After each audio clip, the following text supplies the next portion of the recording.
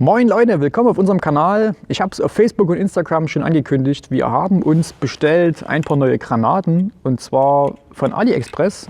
Ich habe damals bezahlt 7 € und wir zeigen euch jetzt, wie gut die sind. Los geht's! Bei diesen Granaten handelt es sich um simple Federdruckgranaten. Das bedeutet, ihr braucht kein Gas. So, wie funktioniert das Ganze jetzt? Ganz normal wie eine Granate, Splint ziehen. Jetzt hält sie auch so. Ich kann euch aber noch nicht sagen, ob sie in der Tasche jetzt so aufgehen würde. Und dann einfach werfen. Wenn ihr sie geworfen habt, sieht das ganze Ding dann so aus. Dann habt ihr noch den Nupsi, um das Teil zu verschließen. Den solltet ihr unbedingt gegen Verlust sichern. Wir haben nämlich vor uns schon erstmal 10 Minuten suchen müssen, bevor wir ihn wiedergefunden haben. Und natürlich den Splint, genauso gegen Verlust sichern, am besten an der Ausrüstung. Hey Finch, wusstest du eigentlich schon, dass 70% unserer Kanal nicht abonniert haben?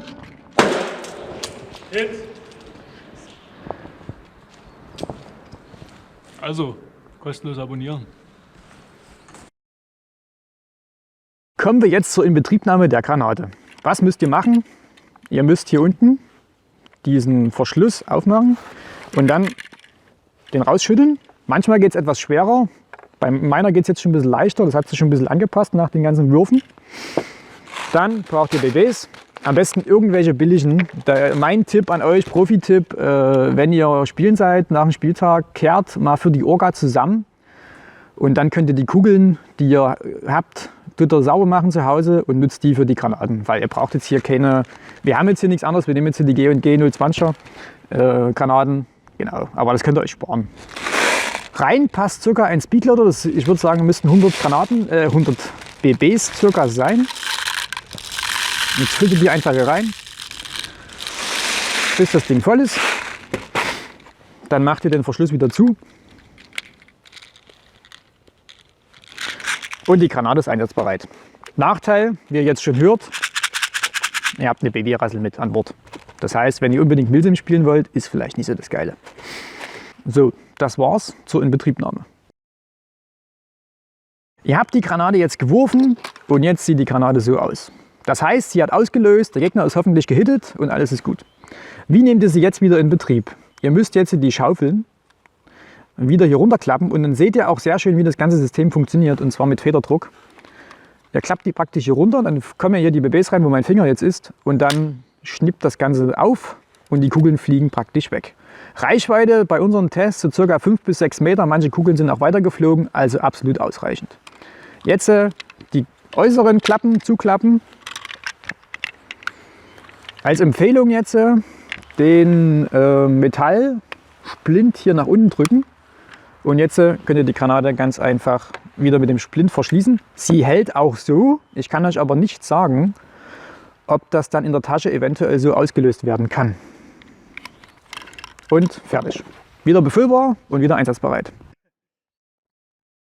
Jetzt werdet ihr euch denken, hä, das gibt's doch schon. Das habe ich doch schon zu Hause. Ja. Aber der Vorteil von denen hier ist, die sind bedeutend kleiner als zum Beispiel die hier. Das war die erste Generation, wie mir bekannt ist. Die kriegt man bei Wish oder bei AliExpress. Kostenpunkt ca. 15 bis 20 €, je nachdem, wo ihr kauft.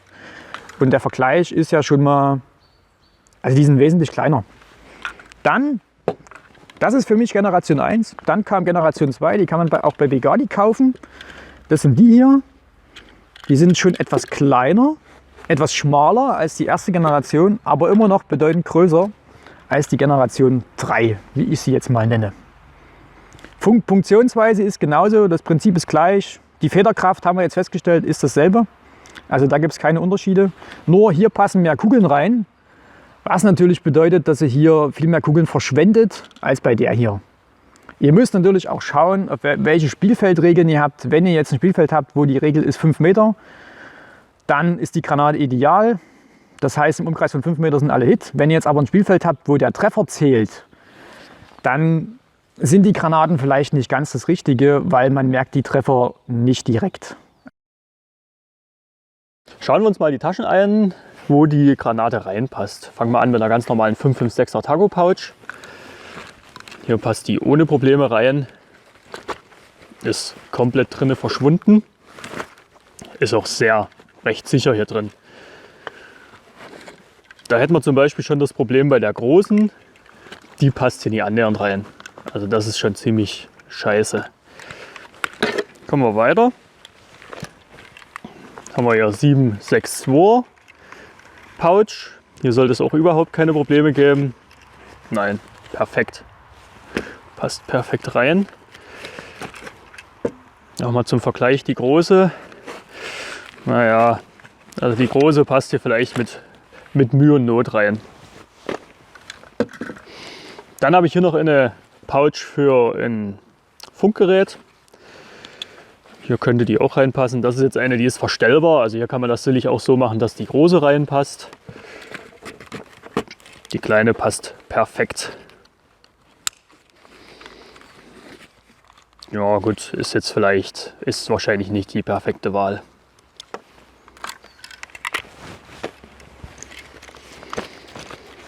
Dann haben wir hier eine Kangaroo Pouch 556er. Ja, hier passt sie auch rein. Hängt in der Kangaroo Pouch auch recht fest drin. Also alles gut. Und zum Schluss habe ich noch an meinem Plattenträger mir mal so eine Mehrzwecktasche besorgt. Da sollten die natürlich perfekt reinpassen. Hier kann man vielleicht sogar, wenn man Glück hat, 2 reinkriegen. Nee. Naja, nicht so richtig. Eine würde zureichen. Genau, in diese große Tasche passt zum Beispiel auch die große Granate perfekt rein. Dafür ist sie auch da. Genau.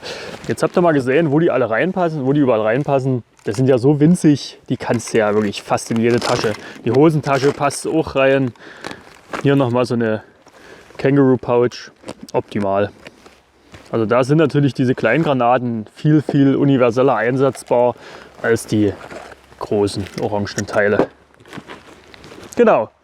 So, jetzt interessiert euch wahrscheinlich, wie diese Teile Fliegen auslösen. Und dazu kommen wir jetzt.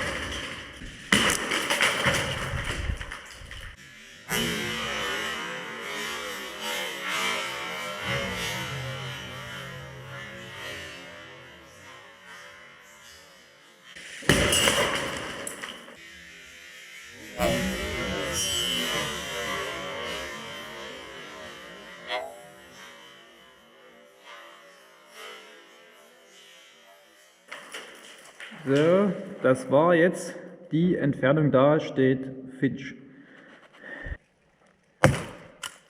Oh, das tat weh. Das tat weh. Das war vor die Deckung.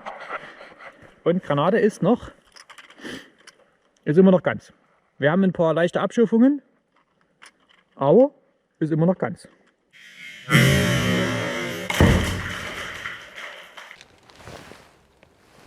So, jetzt habt ihr gesehen, wie die Dinger fliegen. Ich finde es absolut ausreichend. Es kommt natürlich immer auf den drauf an, der wirft. Ich nehme mal ganz stark an, dass der Tom da ein paar Fehlwürfe von mir mit reinschneiden wird. Mit Sicherheit. Okay, kommen wir zur Qualität. Für 7 € reicht es vollkommen aus. Es ist halt natürlich relativ günstiger Kunststoff, aber was will man schon erwarten? Hier an der einen Stelle zum Beispiel sieht man hier zum Beispiel, dass das nicht so richtig ausgegossen ist, so wie es hier quasi sein müsste. Aber das stört jetzt überhaupt nicht, weil das ganze Ding ja trotzdem zusammenhält. Wir haben auch eine kleine Schramme schon reingeknallt hier in die. Das ist wahrscheinlich passiert, als wir die von ganz oben runtergeworfen haben. Da ist hier ein bisschen was, hier ein kleiner Riss entstanden. Den werden wir wahrscheinlich jetzt erstmal zukleben, weil sonst bricht die ganze Kante hier höchstwahrscheinlich weg und damit fliegt dann die ganze Klappe raus. Das würde wahrscheinlich so passieren. Wenn die Klappe rausfällt, wäre jetzt tatsächlich gar nicht so wild. weil es würde nur diese Klappe fehlen, die anderen zwei wären da. Und diese Kugelkammer, nenne ich das Ganze jetzt mal, wäre quasi noch aktiv. Bei meiner Begadi-Granate oder die ich von Begadi habe, die graue, die ihr vorhin schon mal gesehen habt, fehlt zum Beispiel eine Klappe. Da habe ich jetzt einfach nicht mehr so viele Kugeln, die ich hier reinfüllen muss, dass es nicht mehr so arg klappert. Kommt immer darauf an, wie viele Kugeln man reinmacht. Und das Ding funktioniert natürlich trotzdem tadellos. Also ist jetzt kein Beinbruch, nur weil so eine Klappe fehlt. Genau, also wir werden das Teil, wie gesagt, ein bisschen kleben. Mal sehen, ob das dann hält.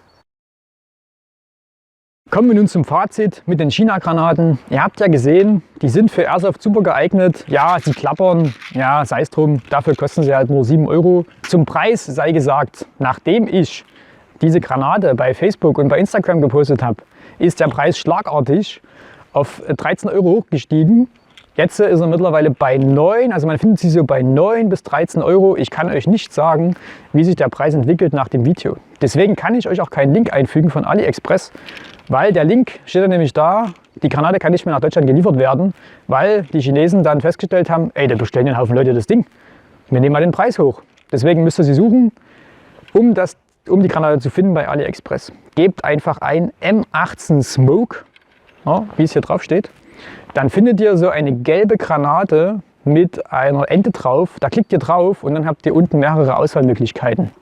Denn diese Granate gibt es in mehreren Ausführungen. Einmal, so wie wir es hier haben, in grün als M18 Smoke. Dann gelb mit einer Ente drauf, ist vielleicht besser zum Wiederfinden geeignet. Dann gibt es die noch als Stielgranate. Da habe ich jetzt aber bei Facebook gelesen, dass sie nicht so gut auslösen sollen wie die hier zum Beispiel. Und dann gibt es auch noch eine als runde Form, wie so eine normale Granate von der Armee.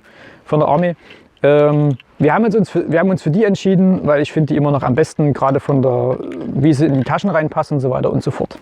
Wie ihr ja auch gesehen habt, haben die Granaten immer ausgelöst, außer jetzt. Ich blende euch kurz was ein. Tino hat es einfach verkackt. Also im Schnee lösen die nicht aus. Das kommt mit rein. Kürzer? Nee. Und wie ihr auch seht, wenn ihr die jetzt auf irgendwelche weiche Wiese schmeißt, dann kann es passieren, sie lösen auch nicht aus. Ich denke, das passiert aber genauso bei den Granaten mit Gas. Die müssen schon ein bisschen aufkommen, dass dieser Mechanismus ausgelöst wird. Aber bisher hat das sehr gut funktioniert bei uns hier.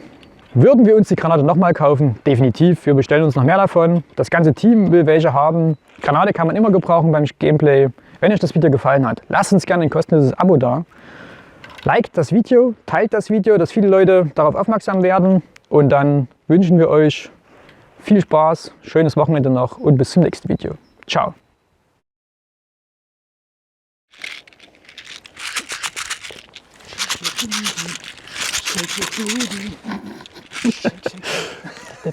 Shake. Hey, du Assi! Weißt du eigentlich, dass 70% unserer Kanal nicht abonniert haben?